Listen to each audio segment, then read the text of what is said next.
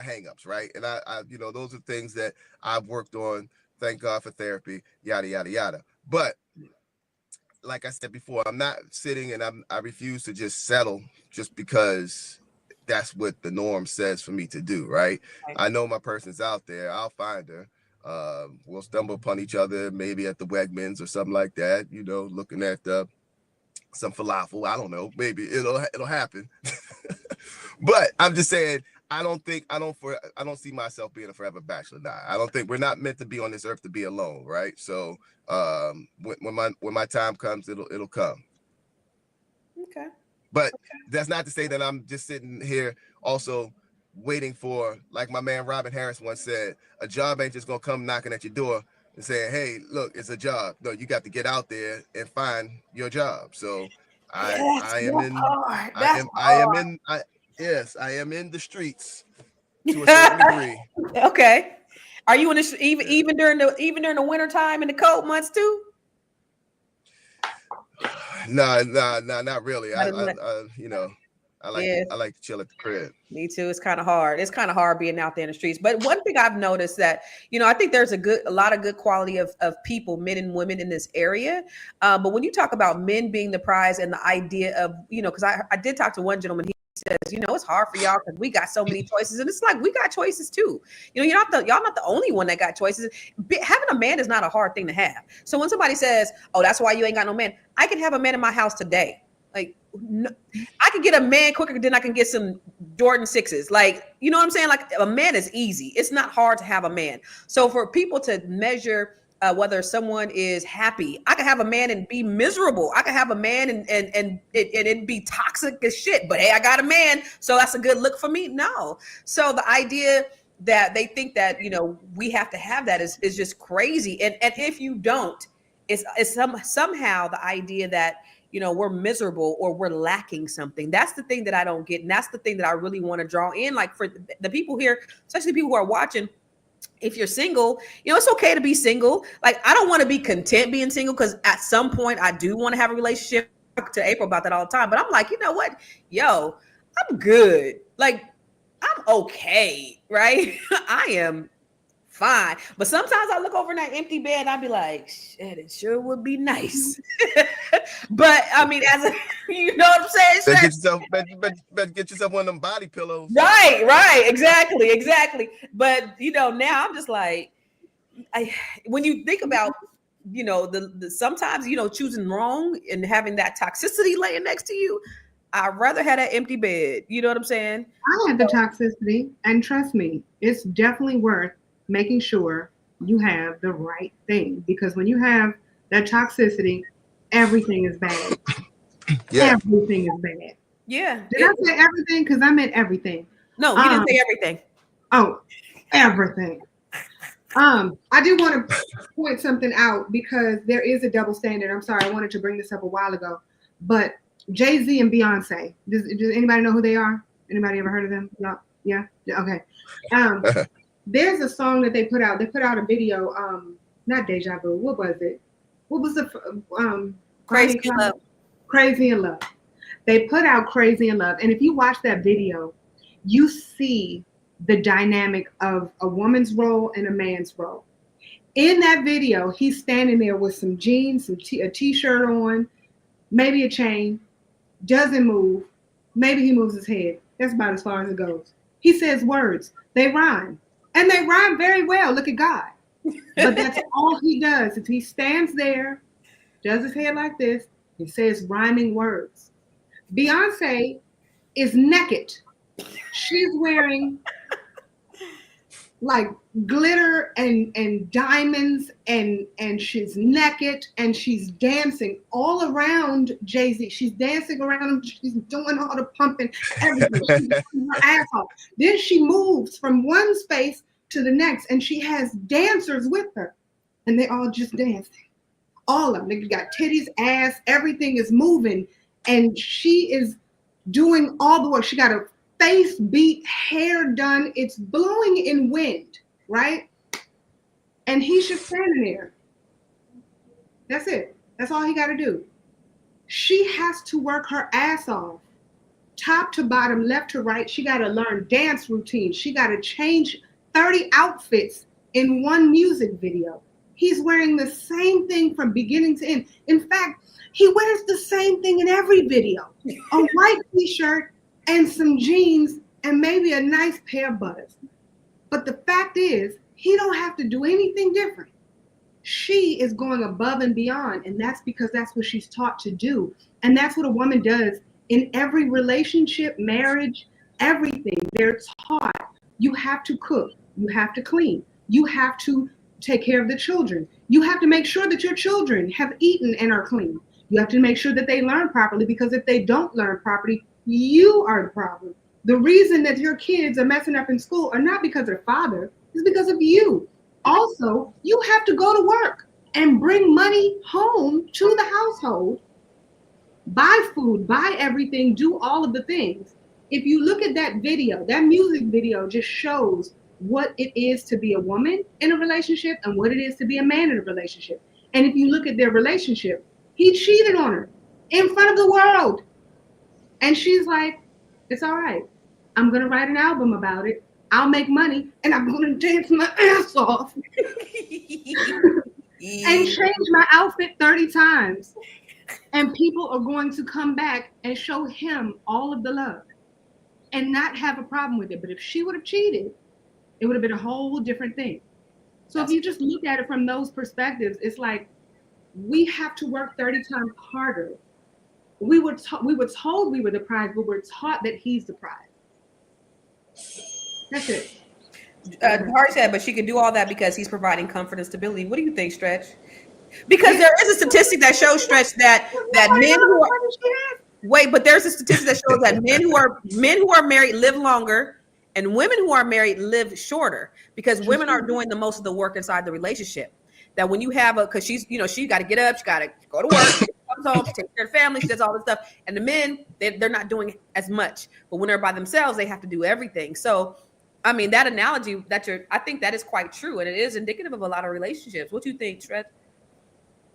Yeah, I mean, it kind of goes back to what we were talking about with the Monica Lewinsky, and I mean, with the Bill Clinton and Hillary Clinton. I mean, it's optics, and it's also business decisions. You know what I'm saying? Like, I think at the end of the day, you know, look at, and I'll again use the Beyonce analogy as well. Look at her parents' relationship. Her parents got divorced. Her dad cheated on her, on her mom, had a baby out of wedlock, yada, yada, yada. You know what I'm saying? But the mom decided to say, yo, enough is enough. I'm out.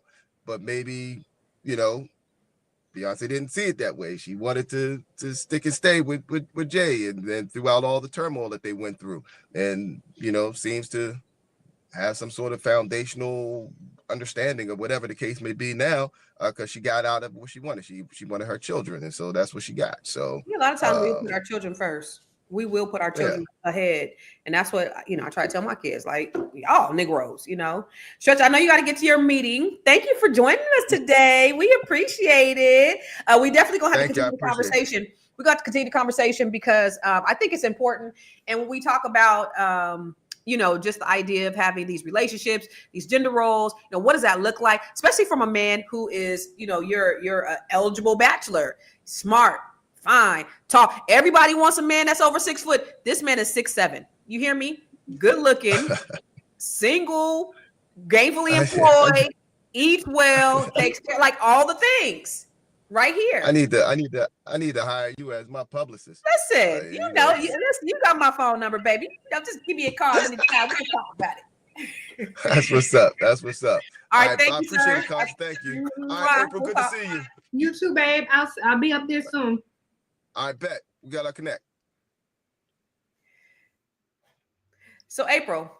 Yes, ma'am. Okay, so hold on before we finish the conversation, because I still want to finish the conversation. I got some good juicy tea. I do want to tell everybody about the Grow Your Money Club, because this is the Grow Your Money podcast. But I want to help you to grow your money and not blow your money, because in these perilous times, it's so important that we are doing things that is going to add value and bring money back to our lives. So check this out. I'm gonna show you what the Grow Your Money Club is about.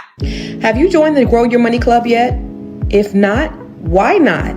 The Grow Your Money Club is a comprehensive program designed to take you through the complete wealth building journey.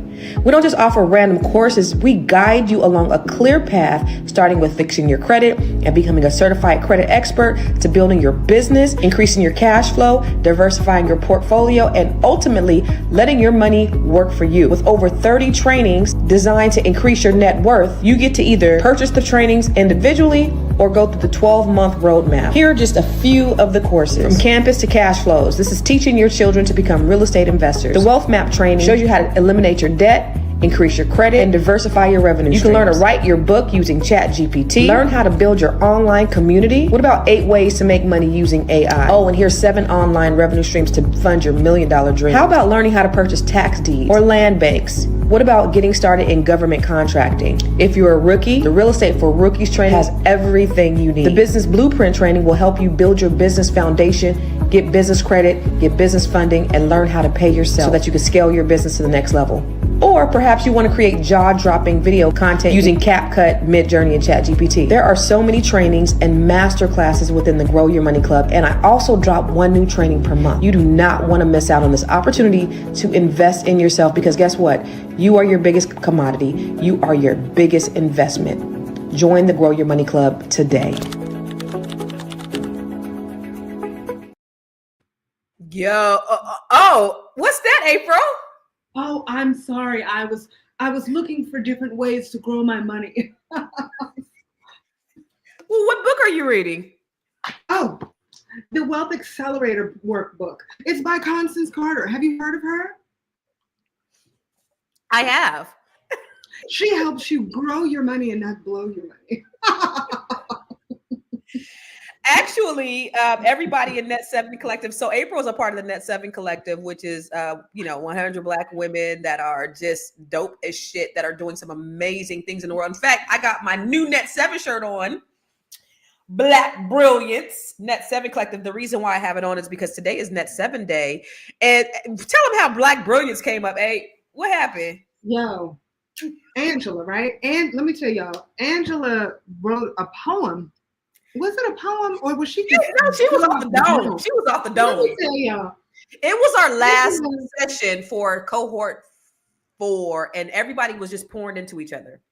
So she's a teacher by trade, right? But she also has a business where she helps to teach your children. She's dope just in general. But she's like, I'm gonna pour into you, and she starts talking about each individual person and everything that they've accomplished during our time together. And at the end of everything she would say, she'd say, April, blah, blah, blah, blah, blah, blah, blah, Black Brilliance, Constance, blah, blah, blah, blah, blah, blah, blah, Black Brilliant. Yo, when I tell you, it was so impactful. It was amazing. It was amazing. Magical. That came out of nowhere. And you know what? That video has gotten lost. That makes my ass itch. No, I gotta go to Zoom and ask them if I can get it back. But we have some amazing women like that, like just from all over the country, that are doing some really amazing things. That, April got a couple of books coming out. She's doing some amazing stuff, like some training that she's doing. Your TV show coming out soon? No, it's not. I keep hearing people keep asking me about it and wanting to work with me about it or on it. Until I get that check and find that extra time. So right now, I'm sorry, I'm gonna be as blunt as possible. I'm not pouring into it the way I'm pouring into the books, the way I'm pouring into training, and the way I'm pouring into real estate, and for you, Constance, entertainment. Really? Can we take a moment just to honor? He got the world up on his shoulder. He looking better when he's older. Strongest thing that ever walked the planet. So lift him up and give his hands a credit. He got the world up on his shoulder.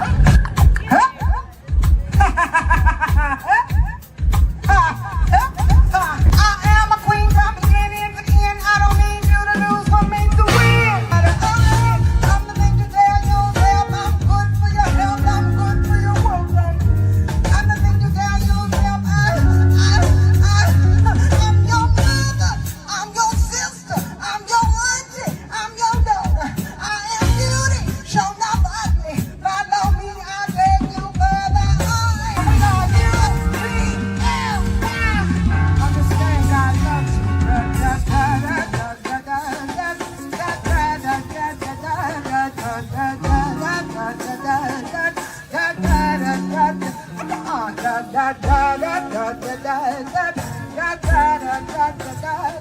If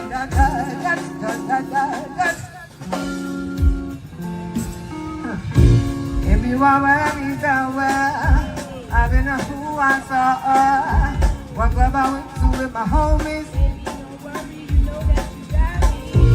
If you are worried about where I don't know who I saw, what club I went to with my homies.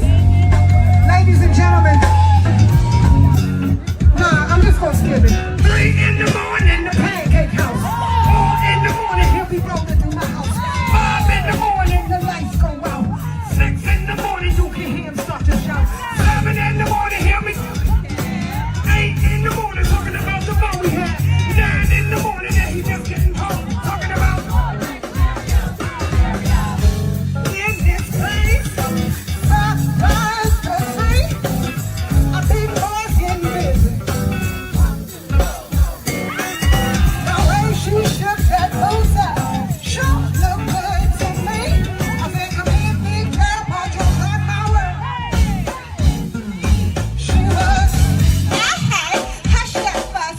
Everybody move to the bus, go to the bus. Do we wanna bump and trump with us? Hey, hush that fuss. Everybody move to the bus, go to the bus. Do you wanna bump and Oh my God. I don't get tired. And you know what? Let me tell you something. I always delete all the videos that I have in here. I never delete the video that I have of April Champagne singing because I'm going to always have it. I may even update it, but April absolutely abhors me doing that. She hates when I do that. But I mean, like, how am I going to have her? I need you guys to understand. So let me tell you how I met April. I met April about 4 years. Has it been 4 years, April? Don't look unamused. I met April like 4 years ago. I had a show called Conversation Starters, and this is where we would have celebrities come on, and we would interview them. So we've had, at least about 30 celebrities come on. It was during the pandemic. 21. Yes, been 4 years now, April. Oh my God, we've known each other 4 years. And I hadn't, the person that I was co-hosting with, he brought her on because he was from this area. He saw her, and by the time when I first saw this woman perform, she does R&B, neo soul, then she goes to dance hall, reggae, she beatbox, she commands the band, she does go, like all in one without breaks, and goes hard. Do you hear me? For an hour straight, no breaks. Like, I am a concert junkie. April, you know that. I go to concerts all the time. I'm at a concert every other week. This is one of the best performers that I've seen, hands down. If you ever get blessed to hear her, and there was a time when she was like, I really don't want to do it anymore. I think she was taking a break. She had transitioned, moved from the DMV to Augusta, settling into her white duties and all of that stuff. But she's back. She just did a show at the City Winery in Atlanta. I did not, with Malcolm Jamal Warner. I didn't get a chance to see that. But anytime, if you are ever anywhere and they say April Champagne is on the bill, she's always 100% going to give you the show. You hear me? You will never walk away disappointed. She might be musty as shit when it's over. She's going to give you the show of your life. You heard me. I mean, when you feel conscious, was I musty the last? You're never musty. Ever. But she worked for that must. I'll exercise about 5 minutes and I'm musty. She worked for it. So she is completely. That's all right, y'all. I wear natural deodorant. I'm gonna be blunt. My deodorant be expiring sometimes. And y'all know I host I was about to say open mic. I host a lot of festivals. She does. So towards the end of the festival, don't come and give me a hug. I'm just gonna put that out there right now. Make sure we take our pictures in the beginning, because I can make no guarantees. I'll tell you right now. Yeah, no, it's amazing. So she's an amazing, but always got to pay homage. And this is my good girlfriend. We talk on the phone every single day. We do, and I can't stand you as it relates to that. But I would. Can I just go back to what I was saying? That you anger me to my core. But y'all, and these aren't all the books she has. She actually. So remember how we were talking about Nat 7? When we were talking about Nat 7, she taught the group how to write a book. So look at this. This was birthed out of it. Tell them what happened with Kamika. Tell them what happened with Kamika, April, because Kamika was actually the one No, okay, so I'm not gonna put her story out there, but let me tell you, first of all, Kamika is so flippin' supportive and magical and beautiful, and she's just a sweet potato pie, right? But when she told her story, because I think is that when it started? When she Yeah. So as part of the Net 7, I teach. So we were sharing our stories, and I teach them how to tell their story. So you can you tell your story, right, and then I'll tell it back to you, but it'll be very different than what you said to me. It really will, because it's so. Hold on, I'm sorry, but I'm sorry, Constance. Listen, this is about to turn into a commercial real quick. Y'all taking her classes as it relates to speaking, as it relates to Net 7, as it relates to anything, because she will take your words and make them magical. But anyway, I digress.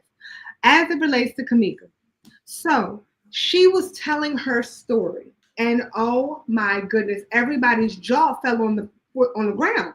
So read the book, okay? Everybody's jaw fell like down because they were like, I can't believe that happened to you. I can't believe you had that experience. And I mean, it was to the point where everybody was like, I'm gonna go get a bat and we're gonna get some torches and we're gonna do some things. Okay, we're gonna make some shit happen. But anyway, that's one of the things. Another one, I'm sorry, I'm putting. Kamika said we should do an anthology, and then within a month, guess what we had? Anthology. What? Can I add one more piece though? Because I want to put Kamika out there. Kamika told Constance the type of logo she wanted to do because also. Oh yeah. So I teach branding. And, yeah, I was about to say she teaches brand management and how to build your brand, how to develop it. And Lord, Constance will go in on your business and your brand. And Lord, she went in. Bless your heart, Kamika. I love you, Kamika. Though I love you. But Kamika won. She did. But she won though. That's why I'm like. Well, it was part of you. So this is the brilliant thing about Net 7 is I tell them all the time. This is what your logo. This is why you do your brand. Blah blah blah blah. And I said if you have this as a logo, please. And then every cohort, somebody has this particular thing as a logo. And I was like, absolutely not. And so Kamika sent it to me in April on the side. She was like, but see, and I was like, still absolutely not, right? And I was not nice about it. I was just like, no. And so April was like, well, what if we blah, blah, blah. And then Kamika came up with the prototype and it was brilliant. But it was black brilliant. It was black brilliant. But here's the thing. That's the thing about the Net 7 is that it's a collaborative effort. So you have all of the ladies that are not only, I'm teaching, but they're teaching me. We're teaching each other. It's a collaboration. So it's everybody pouring into everybody. So it's, oh my God, it is completely magical. There's so many. Yeah, it's a magical experience. And I will say, if you have not joined yet, join because there's no more, a cohort 1 through this. Like it's now cohort. And we're all growing together consistently every month, every week, every year. Like it's going to be a constant growth.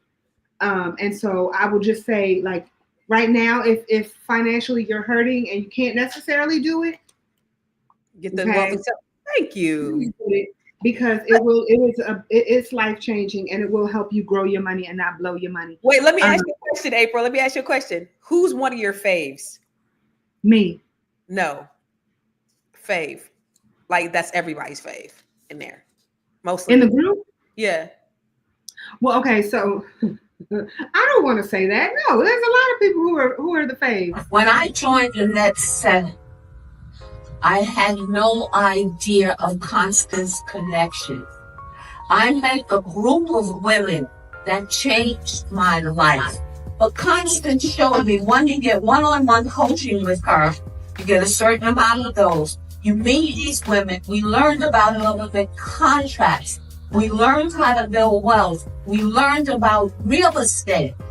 And we built a sisterhood that sustains me to this day. So I'm telling you, if you want to rock your life, if you want to grow your brain, if you want to upscale your brand, you can get all of that with today's purchase of the great. And I tell her, Her name Constant is who she is. She is constant. She is resilient. And you will feel like you're the only one in a group of women because she has an intimate touch when it comes to knowing her clients. Yeah.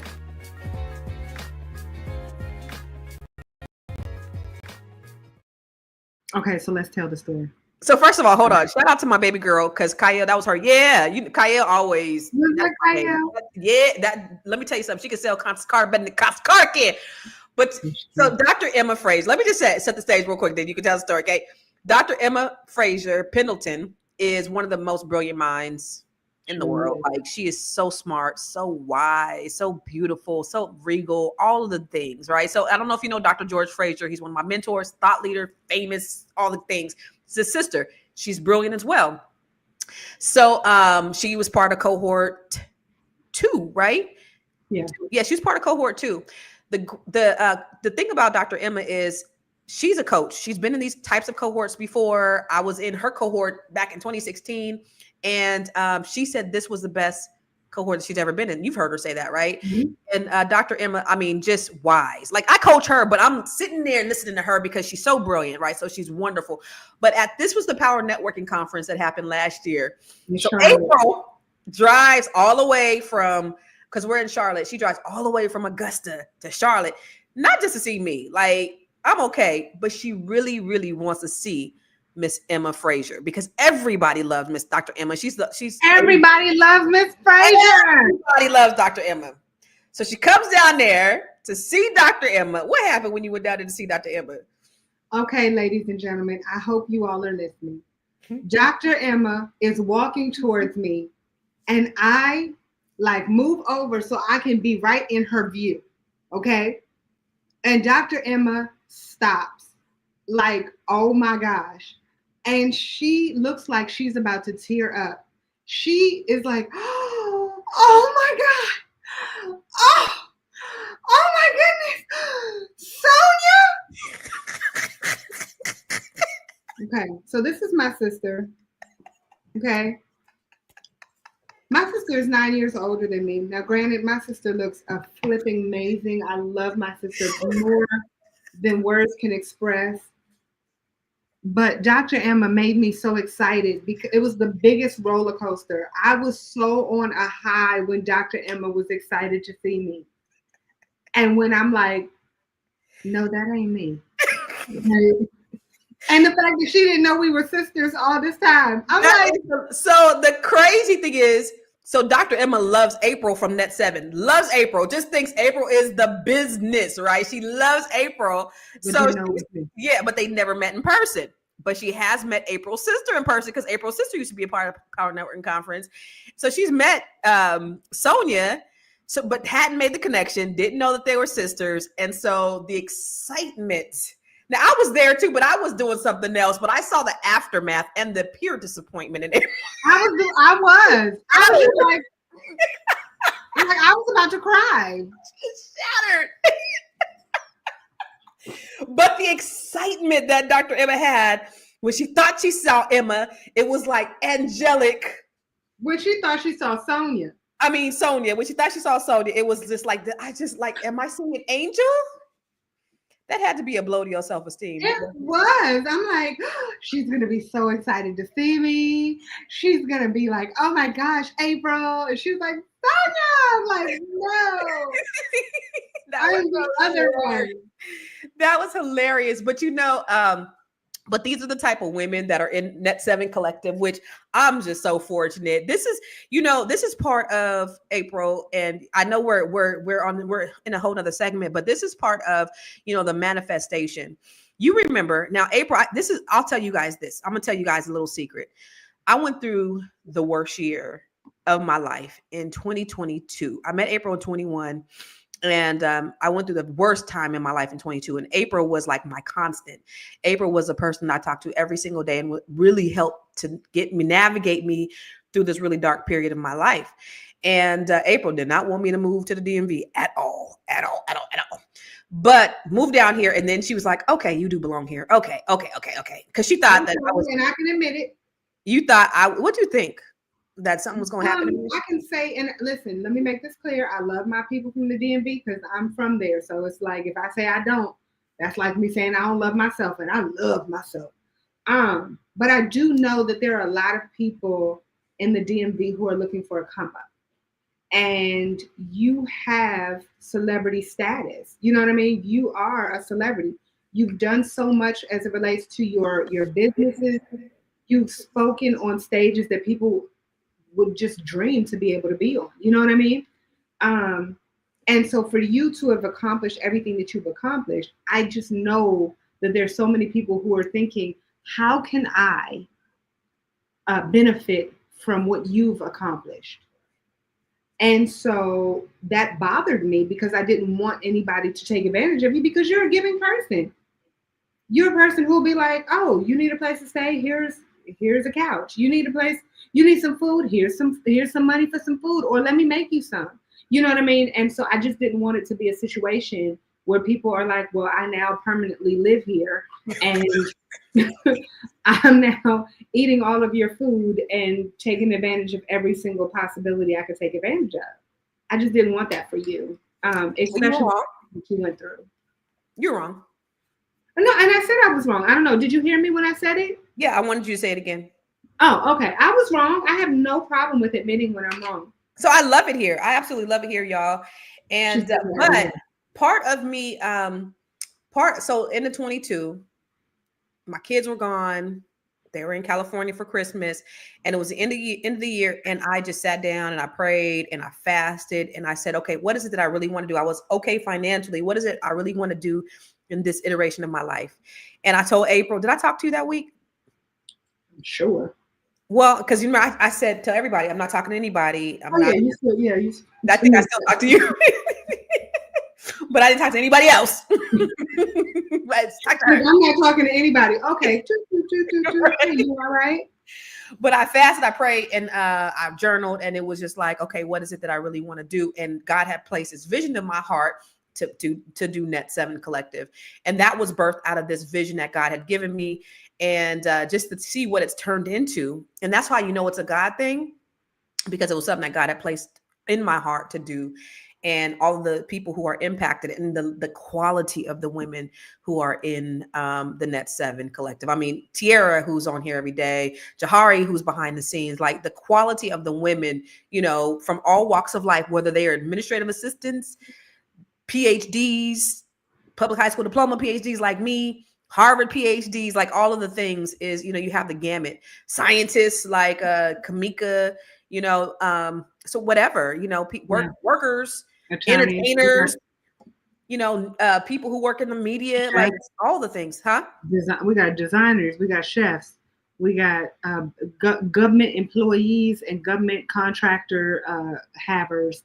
We have restaurateurs, actual medical doctors. We have a few lawyers. We have lawyers.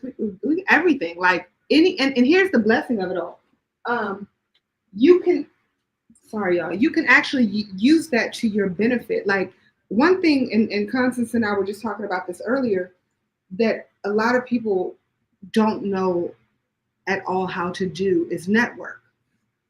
And so this is an opportunity for you to learn the benefits and learn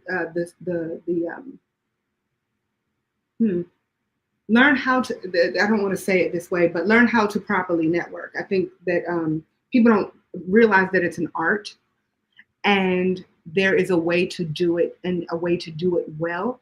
And with this group of women, you're able to network on levels that if you don't know how to, it doesn't matter. We're all in the same place. We're all going to be together discussing things.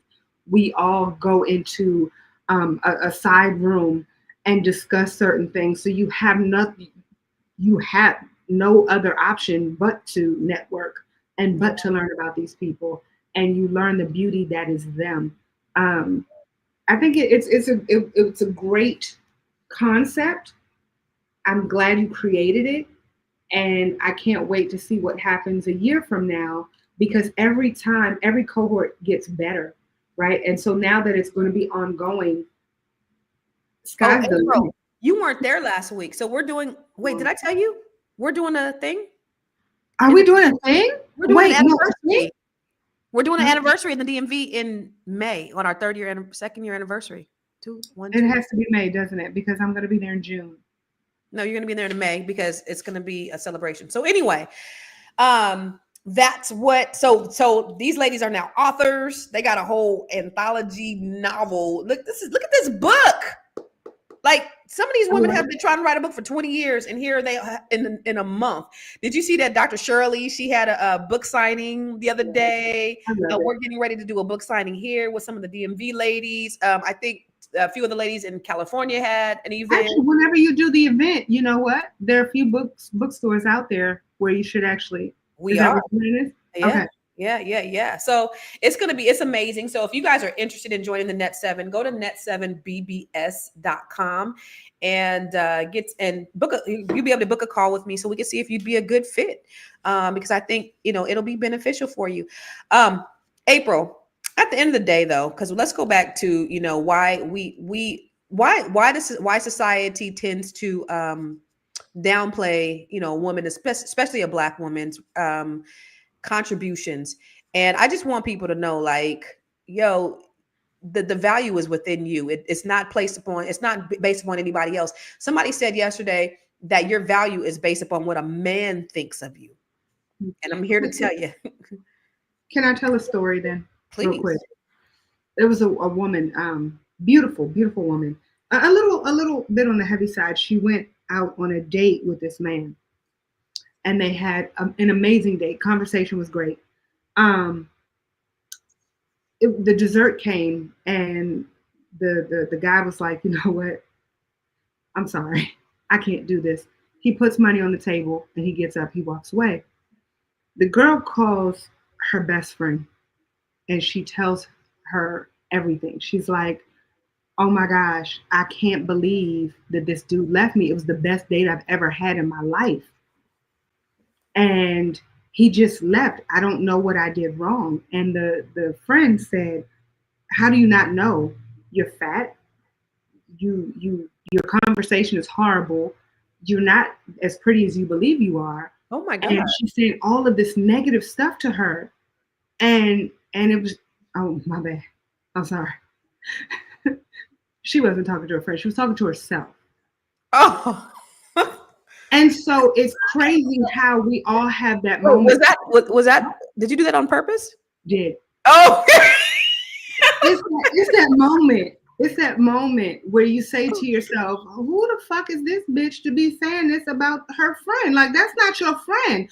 Do I need to take my earrings off and put on some Vaseline to go to your friend's house and beat the crap out of her? But why is it okay that she says it about herself? Mm.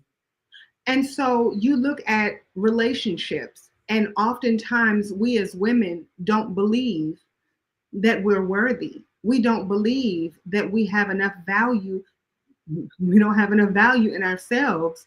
And so when we have a man that is quote unquote of lesser value, and I'm not talking about financial, because I think that so many people look at men as if all he's there for is to provide me some, make sure that money is there. And that's not what a man is there for. A man is a leader. So he can have less money and still be a leader. At 100%.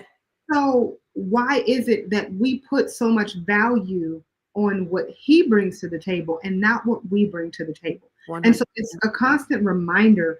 I think that the way that we speak to ourselves is the way that we need to speak to ourselves, right? Mm-hmm. Whatever you say behind I am is right. It's true. I am some shit or I am the shit. Either way, it's true. So whichever one you believe and put value on is going to be true. As it relates to a wife, like, it'll be times where I'm like, oh my gosh, like, I can't believe he spoke to me like that. Because don't get it twisted, my husband's Jamaican. Sometimes he says things out of his mouth and I'm like, who the hell do you think you're talking to? And then we have to have a really heartfelt conversation. He's like, oh, I wasn't seeing it from that perspective. As long as he's willing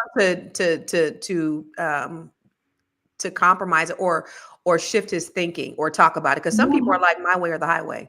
Well, and the reason we're married, and the reason that he was the one that I chose, right? Because we chose each other. He chose me, I chose him. Because Somebody has to say yes, right? Right. If you're going to ask me to marry you, I have to say yes in order for it to happen. 100%. And so we chose each other. For me to have chosen him, I had to say, is he someone who can receive criticism? I guess. Can he receive criticism? And then can I? Because sometimes I can't. And sometimes I'm an asshole if he's like, you did this. Can you please work on this? And I'm like, who did? No. Then reality kicks in. Yes, absolutely. I was wrong. And I have to be able to admit that I'm wrong, just like he does. Yeah. We always look at a man and say, well, you have to admit that you're wrong. You messed up. You did it. No, that's not how we need to be talking to our men, because that's not how we want to be talked to. Well, that's the ultimate gaslighting, because it takes two. Like, both of you have fault. And so if you can't listen to somebody else and you're saying everything is their fault, then you're gaslighting. And that's a horrible place to be. You know, I got a bunch of happy birthdays the other day. And I told you, April, there was one happy birthday that I got. Like, I got a bunch of happy birthdays from a bunch of different people. It was one happy birthday I was like, should I respond? Should I do? Should I? Right? And so don't look at me like that. But the feeling of like angst that it brought up in me to decide on whether I wanted to respond or not, let me know that you don't even want to open that door. Like, you don't even want to go down that road or even entertain, you know, because that toxicity that exists within that. But society now tells us that we have to be toxic. And if we watch the social media, right? If you're on the Facebook and you're on the Instagram, yes, ladies and gentlemen, the Instagram, the Facebook. If you're on if you're on the TikTok, you have to understand that there's a lot of toxic information that's constantly being put in your brain, and we're listening to it, we're believing it. There's something there was a show I watched. This has nothing to do with couples. This has everything to do with being a person of color. There was a TV show that I watched called The Hamptons. Have you seen it? No, it's a black rich. The Black Hamptons or something? Mm-hmm. Okay. I haven't seen it, but I heard of it. Well, there was one part on, like, I actually enjoyed the show. What I saw of it, I don't even know if it's back on, but I enjoyed what I saw, right? And there was this white guy who comes in and he starts buying up the properties for, like, let's say $1 or $2 million more than what it normally would sell for. And people are like, hell yeah, buy my house. I don't care. And they're like, well, we're losing Black Hamptons. We're losing the Black Hampton. And then you had a whole bunch of people fighting about it, saying, you know what, this is some bullshit. They're trying to take our land. They're trying to take this from us. And I'm thinking to myself, no, we're selling it, number one. And number two, why do we keep putting in our heads that there's no Black people, quote unquote, that can afford it? Right. Right. And so I look at people like yourself in a community that you're in. There are a lot of Black people that can afford beautiful, ginormous homes that are worth gazillions of dollars. Okay. And so we have to put it out. The way we change our mind, the way we change our lives is by changing our minds. If I believe that I can have a gazillion dollar home with a good extra gazillion dollars in my bank account, and an extra gazillion dollars in my IUL, and an extra gazillion dollars in my whatever else I put my gazillion dollars, then I can have it. Because 100%. So if we tell ourselves that we as wives are less than, then we will be. And if we tell ourselves that we as people of color are less than, then we will be. And if we tell our children that they are less than because they are Black, then they will be. 100%. And so the day that we change our minds and our mindsets, then we will be victorious. Look at you preaching. Look at you see, this is the kind of chick that's in net 7. This is it right here. All of those things. Come on, if you don't motivate, speak to me. No, everything that you said was good. You know, when I look out the Bible. No, not that part. When I look outside though, for real, and I see all of this beauty, and I'm not talking about houses. I'm talking about just, if I could just show y'all like the deer. I'm looking at the golf course and the deer and it's not snowing, and the foxes and all that stuff. and I think about the peace that comes along with that, there's no way I could bring toxic back in my life. No. There's no way that I could go back, because I have so much peace, and I think it's just such a beautiful thing. But anyway, that was beautiful. Thank you, April. That was something that when you were talking, I wanted to speak on, but I actually forgot what I was going to say. And we got to get ready to get out of here and get ready for our next podcast, which is coming up, which I'm actually the host of this next podcast for the Fly Nubian Money. But I do want to remind you all that the Grow Your Money Club, the reason why I did the Grow Your Money Club is because everybody can't afford Net 7. Net 7 is an investment, and it's for people who are, have a certain amount of disposable income that they are able to relinquish to be able to pour into themselves. And I said, well, there's everybody can afford that, but here's what they can't afford. Here's what I can give them. And so when you have all of those trainings, that's within the Grow Your Money Club. Have you joined the Grow Your Money Club yet? If not, why not? The Grow Your Money Club is a comprehensive program designed to take you through the complete wealth building journey.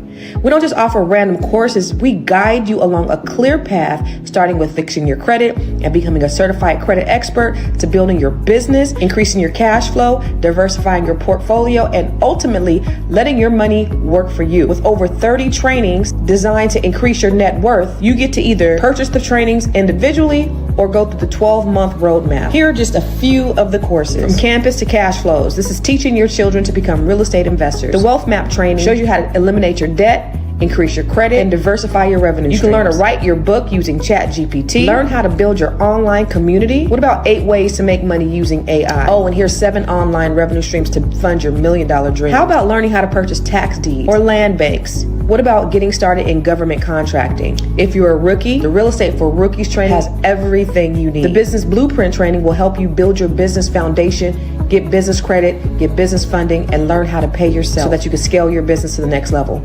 Or perhaps you want to create jaw-dropping video content using CapCut, Midjourney, and ChatGPT. There are so many trainings and master classes within the Grow Your Money Club, and I also drop 1 new training per month. You do not want to miss out on this opportunity to invest in yourself, because guess what? You are your biggest commodity. You are your biggest investment. Join the Grow Your Money Club today. I was looking at that. I got a gap in my side too. When I was turning around, I had braces, and when they put my braces in, they took out my teeth over there, so it didn't quite go all the way back. It's crazy. Anyway, regarding the Grow Your Money, that's so random, but I was looking at that. I was like, I got. So for the Grow Your Money Club, so like I said, everybody can't do Net 7 Collective, and I understand that, but this is an opportunity for at least you to start investing in yourself. Take these trainings. One of the things, the feedback that I get all the time is that the trainings here are brilliant. They're great. They add value. It's going to change your life. April, there's a lady who listens here every day. She's not here today. She's normally in the comments. The other day I'm talking to Tiara. And so for you who are normally on here, she said, I made $2 million listening to you. And so I'm thinking, oh, Tiara, somebody made $2 million because they listened to you. And she's like, no, you, Constance. And I'm like, me? And so I still haven't met this lady. I don't know if we need to meet her. Her name is Jackie Douglas. Come through, Jackie Douglas. As a result of taking information from me, she's made $2 million. And so those are the types of trainings that you will get that's going to actually change your life for a nominal amount. So join that community. You get 1 new training a month. I'm always thinking of ways where I could really enhance your life and give you, drop some knowledge on you. You know what I'm saying? So I think we're gonna head out. April, are you gonna be joining me weekly? I think you said you was gonna be coming on here every week with me. Because I know you're busy and important. Well, it depends, because I don't know. Usually so far this time, not one person has cursed me out or said anything bad. And so I don't think so, because I ain't been cursed out today. So you are going to join me weekly, or you're not? Listen, I will join you weekly, but nobody cursed me out today. So y'all make sure that if I come here next week, somebody got to at least have an issue. Oh, you mean in the audience? Oh, yeah. You didn't get called a coontress. Well, nobody said I was nobody's friend. You didn't say any coon shit. Like normally April will say some coon shit, and then somebody will call her a coontress. You said all positive, motivating things today. You know, you gotta bring the anti. Well, somebody went off on me for the Bible. Okay, no, at least I had a little bit. Okay, no. Okay, yeah. We're good. I'm sorry. So so you feel welcome? You gonna come back? Okay. Let me tell y'all something. We get really random comments in here, and we read them, and we enjoy your antagonization. We don't care. We laugh at them. We've seen a lot of things that people have said negatively about us, and we're like, oh my God, did you see April? Did you see what they said about me? April's like, oh my God, they talked about my forehead. Oh my God, like. No, do you remember that there was one time when somebody was saying something, and I was like, post it. Remember we were nope. I was like, nope. She was like, no. I was like, and look, this is live, ladies and gentlemen. This is totally live. I was like, post it. She was like, I was like, post it now. Or they talk their shit. They talk, yeah, they talk, but it's okay. So we are not afraid to engage back, to bark back. We got the mic. You know, so we don't even care. It's fun stuff. Somebody told April she was nobody's friend. I've gotten called. Somebody said I had my hairline started in the middle of my head yesterday. I thought that was pretty cool. Well, I guess that's both of us then, if that's the case. I mean, it runs in my family. Like we have big foreheads, and like I've had a big forehead my whole life. So you ain't said nothing new, Playboy. Like you ain't said nothing. You ain't said nothing but a word. If I had some bangs, though, that might be. You know what? What a baldy with some bangs. I'm gonna put some bangs on.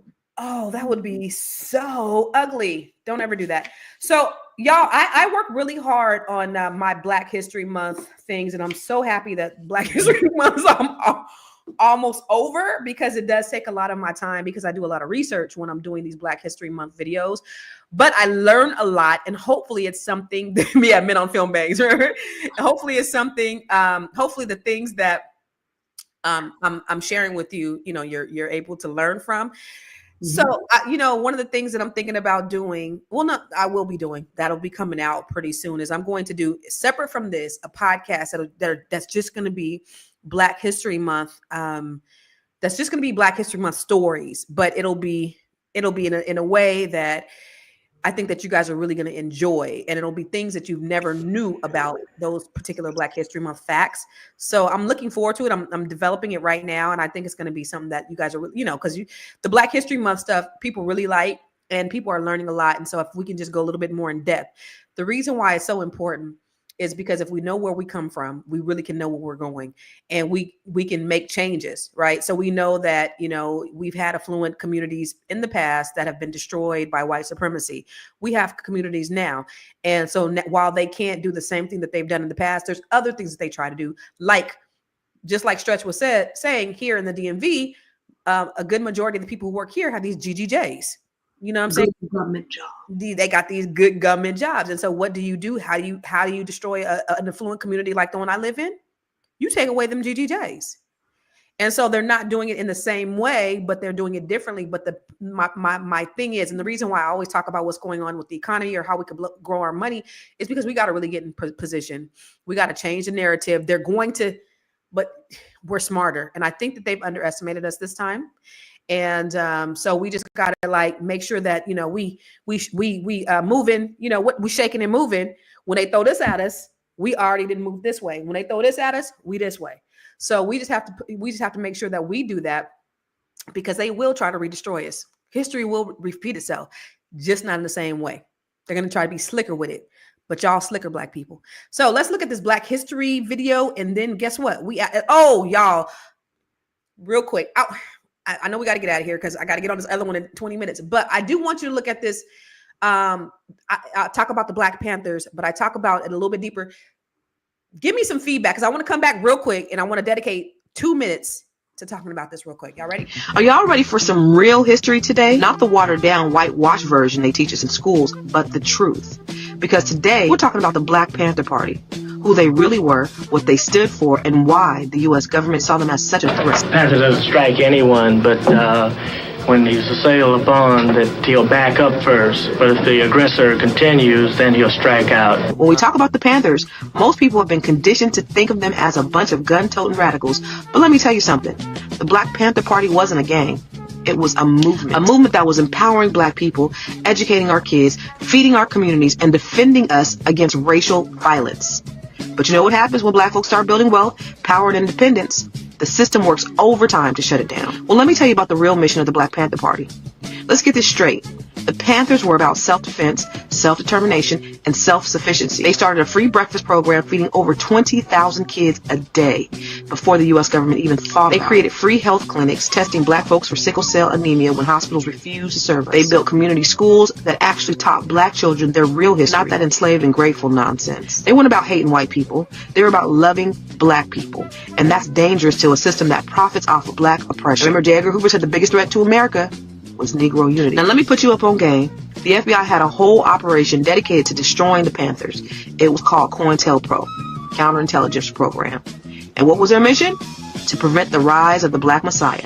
Their words, not mine. They infiltrated the Panthers. They sent in spies, informants, and straight-up agents to create chaos and confusion. They locked up leaders on fake charges. Huey Newton, Bobby Seale, Geronimo Pratt, all thrown in jail on trumped-up cases.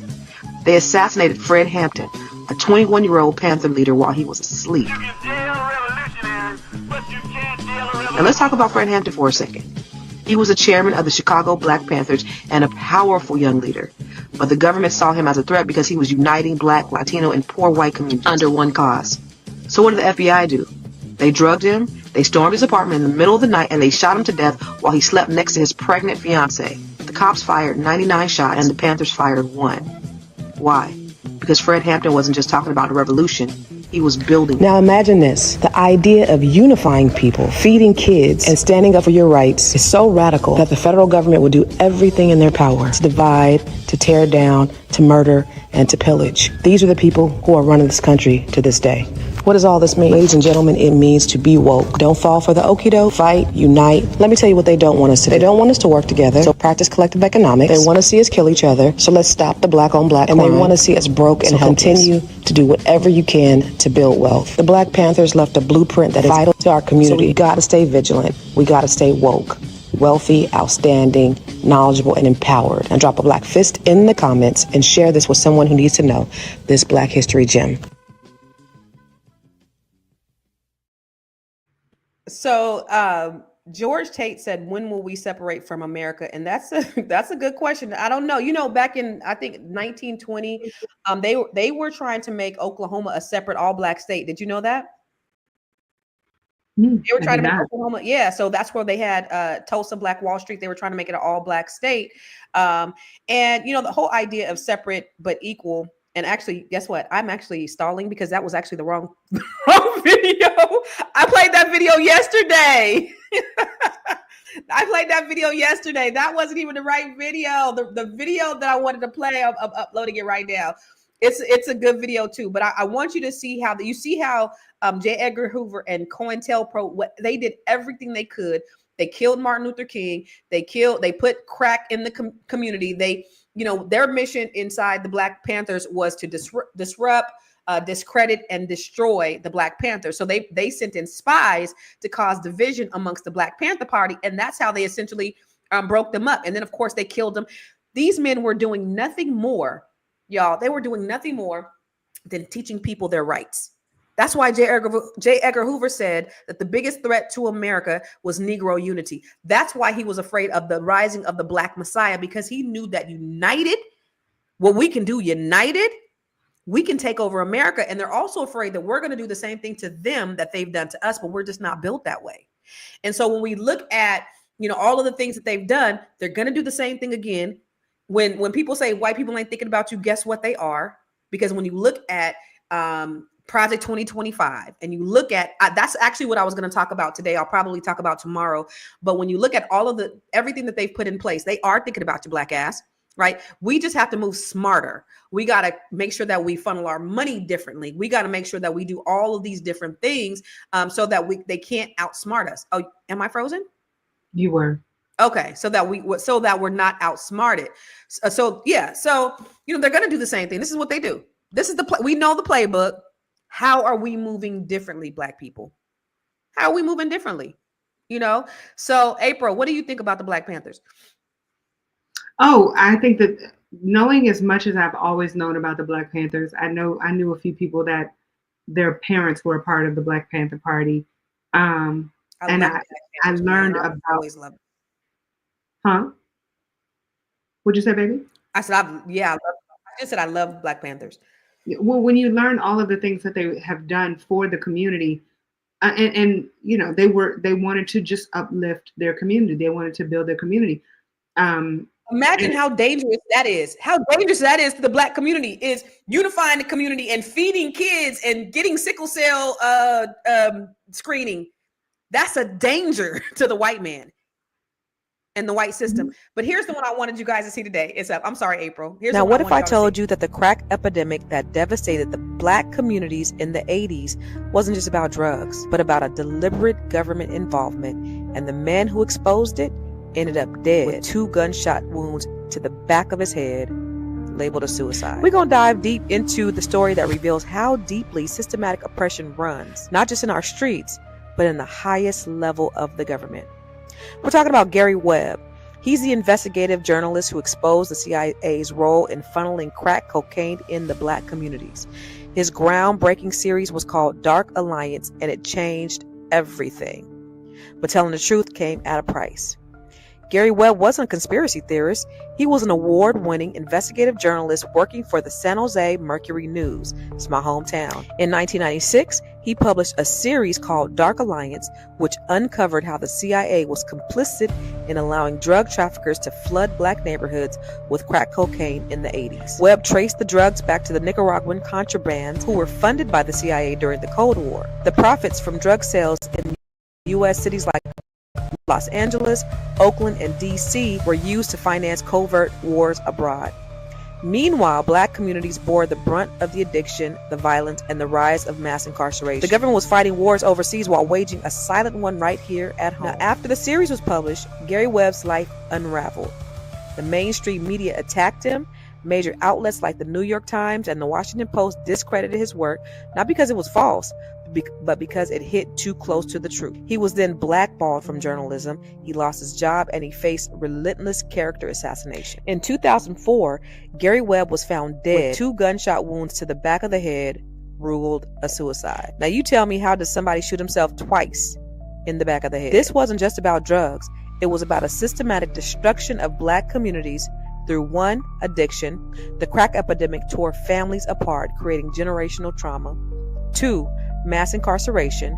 This so-called war on drugs, it led to harsh sentencing laws, disproportionately targeting Black men and women. And number 3, economic disparity, where communities were destabilized, businesses collapsed, and opportunities disappeared. Even today, the effects linger in the form of over-policing, underfunded neighborhoods, and the stigma surrounding addictions in Black spaces. Now, Gary Webb tried to expose the truth, and he paid the ultimate price, but his story didn't die with him.